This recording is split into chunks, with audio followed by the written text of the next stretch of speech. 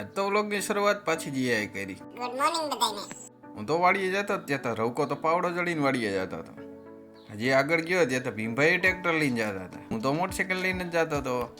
But if I lay down and I play dead and I stay dead, baby you'll get sick of being the monster. વાડીએ પૂગીને આપણે એક જ કામ, હું પાવડો લઈને પાણી વારવાનું. તો આપણે મોટર ચાલુ કરી દીધી ને પાણી આવી ગયું છે અને આપણે દાંતડી લઈને નીંદતા હતા હોત ભેગા. એ તો તલીનું પૂરું થઈ ગયું શેઠા બાજુ. એક ક્યારો હજી પૂગ્યો નહીં ત્યાં હાના લાઇટ વહી ગઈ. લાઇટ એ બાકી આજે ખેલા હથિયારી કરવાની છે.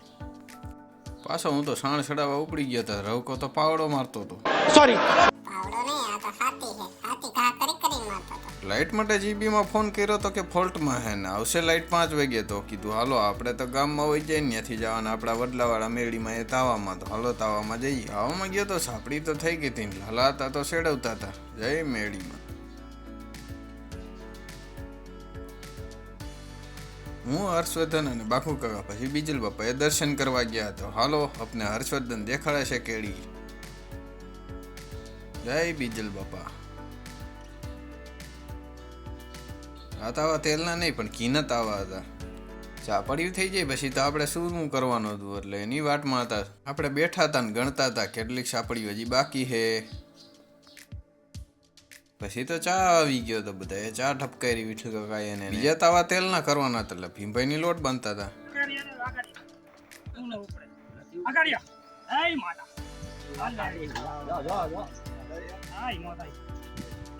क्या बात है सर.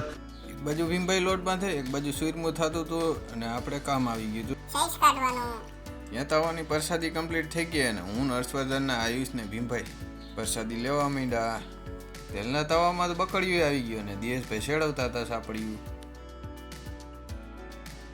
બપોરે ગામમાં ગયો તો આ કંઈક પીવે છે ને ધુવાણા કાઢે જોત ખરા 4 વ્હીલમાંથી ખટારા રેકડામાંથી.